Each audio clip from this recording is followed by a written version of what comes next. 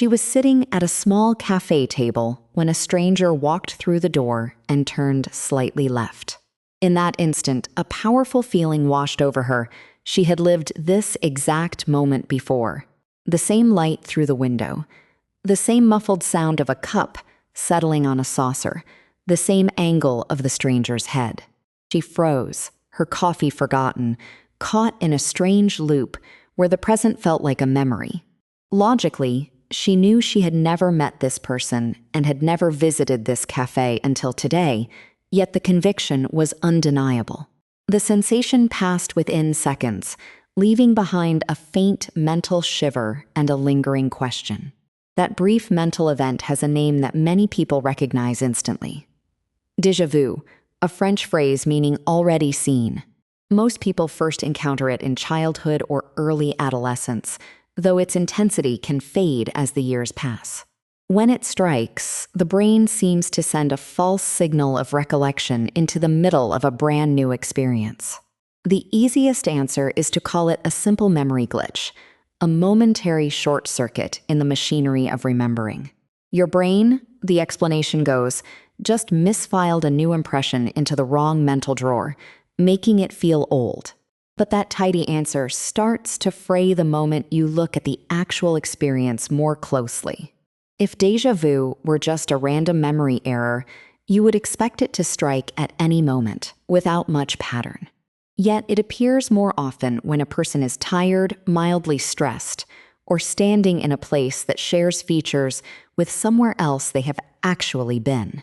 It also blooms most reliably during young adulthood and becomes rarer after the age of 25 or 30.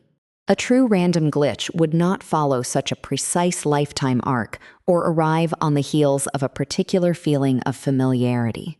Some people, in fact, experience déjà vu so frequently that it becomes a regular visitor rather than an occasional surprise. In a small number of cases, frequent and intense episodes accompany certain types of temporal lobe epilepsy. Neurologists noticed this connection more than a century ago, which told them the phenomenon had a real biological footprint in the brain. That footprint matters because it shifts the question away from ghosts or past lives and toward the physical systems that judge familiarity. But noticing where déjà vu can happen in the brain does not yet explain why it feels so strange to the person experiencing it. To understand that, you first need to separate two mental processes that usually blend together so smoothly you never notice the join. The first process is simple familiarity, that effortless sense that something, someone, or someplace is known to you. Most of the time, familiarity and recollection walk hand in hand, and the feeling of knowing something comes wrapped with at least a fragment of a memory. During déjà vu, however, these two companions become abruptly uncoupled, and familiarity arrives uninvited, with no specific memory attached. Your brain scans the moment, and your memory system urgently reports, "This is familiar. This is familiar." But the detailed recollection system stays silent, offering no clue about when, where, or how you could possibly have encountered it before. The result is a mental mismatch, a powerful tag of old pinned onto something your conscious mind knows is brand new. Scientists call this the memory mismatch theory, and it is one of the most widely discussed explanations for the déjà vu experience. The mismatch is not a sign that you secretly lived the moment in a dream or a former life, but that the brain's familiarity circuit fired out of sync. Now imagine another scenario. You walk into a friend's living room and see a photograph hanging beside the doorway. Without realizing it, you glimpsed a similar photograph in a catalog years ago, and the layout of the room partly overlaps with your grandmother's old house. Your brain detected the overlap at a speed too fast for conscious awareness and lit the familiarity lamp before you could catch up. That split-second detection can happen because the brain is constantly scanning incoming sights, sounds, and spatial layouts against stored patterns. One theory proposes that déjà vu arises when a tiny processing delay causes a sensory signal to arrive at the brain's cortex along two pathways at slightly different times. The second arrival is unconsciously interpreted as a separate, earlier copy, making the present moment feel like it is happening again. This dual processing account treats déjà vu not as a memory failure, but as a timing hiccup in the brain's real-time construction of experience. Neither the mismatch theory nor the dual processing theory completely settles the mystery, and researchers continue to debate the fine details. But the core insight remains powerful. Déjà vu happens when the brain's system for checking familiarity answers a question that nobody consciously asked. That spontaneous answer is not a flaw to be feared, but evidence that the brain is actively comparing new experience against a vast library of the past. For most people, the experience is harmless, passing, and marked by a peculiar clarity rather than confusion. You can notice how the feeling carries a strange double knowledge. You know the situation is unfamiliar, yet you also know it feels unmistakably familiar. This double knowledge is precisely what makes déjà vu so difficult to describe and so easy to turn into a supernatural story. People have tried to explain it away as everything from a glitch in the matrix to a proof of reincarnation. Those stories are understandable because the sensation is so vivid, but they pull attention away from the psychological process that actually produces it. A more grounded way to think about it is to compare the brain to a vigilant security guard who occasionally flags an innocent visitor as someone known. The guard is not broken. He is merely doing his job with a bit too much sensitivity, and you feel the brief tension of his mistaken alert. That sensitivity seems to be slightly higher in young brains, which are still building their encyclopedias of familiar places and faces. It also surges when the brain is a little tired, because tired systems sometimes blur the usual crisp separation between input streams.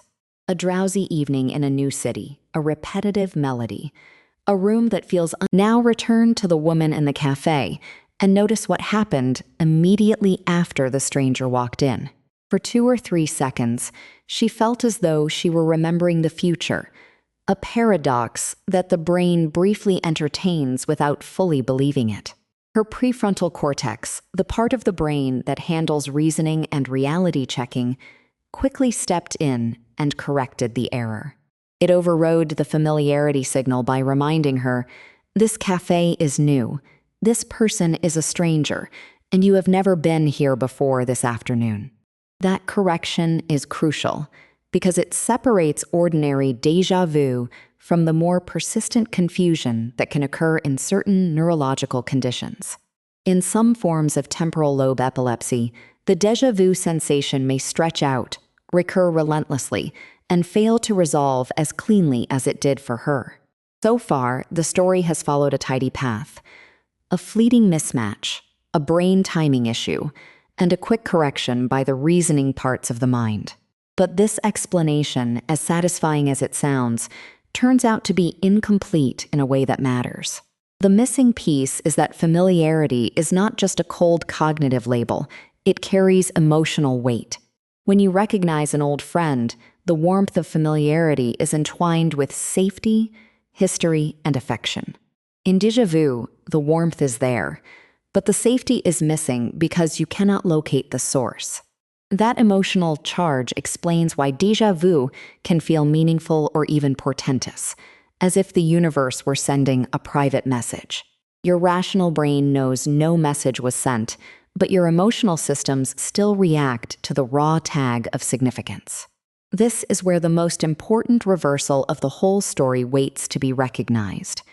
Déjà vu is not evidence that the brain is making a mistake that must be fixed.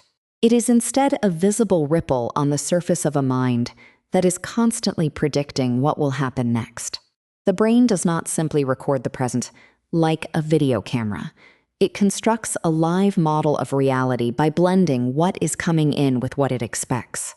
That model runs a tiny fraction of a second ahead of conscious awareness, preparing you for the next moment before you fully perceive it. When the blend of prediction and input is perfectly seamless, you experience nothing unusual at all. But when prediction and input fall slightly out of step, a sudden feeling of strangeness can break through. Déjà vu may be the felt signature of that desynchronization, a momentary tear in the smooth fabric of ordinary consciousness. The same predictive machinery that helps you catch a ball, finish a friend's sentence, or navigate a busy street is also the machinery that occasionally produces this ghostly echo. So the central question has shifted from, what is wrong with the brain, to what does this reveal about the brain's fundamental way of working? And the answer changes how you understand the woman in the cafe and every other moment of uncanny familiarity you have ever experienced. Her brain was not broken or haunted. It was making a prediction so vivid that it jumped the queue and registered before the present fully arrived. The two streams of processing, recognition and sensory arrival, briefly traded places, and for a second, a memory of the present was born. That is the conceptual climax. Déjà vu is not a memory retrieved from the past, but a memory of the present moment misfiled a heartbeat too soon. This insight does not make the experience less strange, but it locates the strangeness inside the normal, healthy operation of the mind. The same system that lets you navigate a familiar room in the dark is the system whose slight timing offset creates the illusion of having lived the moment before. Far from being a sign of a faulty brain, a mild episode of déjà vu is an indicator that your predictive brain is running at full sensitivity. It means your mind is actively comparing, anticipating, and modeling, even when you are just sitting quietly with a cup of coffee. After the climax, the emotional landscape shifts from puzzlement to something closer to quiet respect for the machinery behind the illusion. That afternoon in the cafe, the woman noticed the feeling pass, took a slow breath, and saw the stranger find a seat across the room. She now understood that the ghostly echo was just her brain's way of telling her how hard it was working to keep her oriented in time. She could let the sensation go without chasing its meaning or building a story around it. This does not eliminate the shiver, but it gives her a frame that welcomes the experience rather than fearing it. When you hear someone describe their own déjà vu, you can now hear it as a sign of a healthy, pattern-seeking mind rather than a flaw. You can also appreciate why a tired, stressed, or young brain might be more prone to the sensation without jumping to alarm.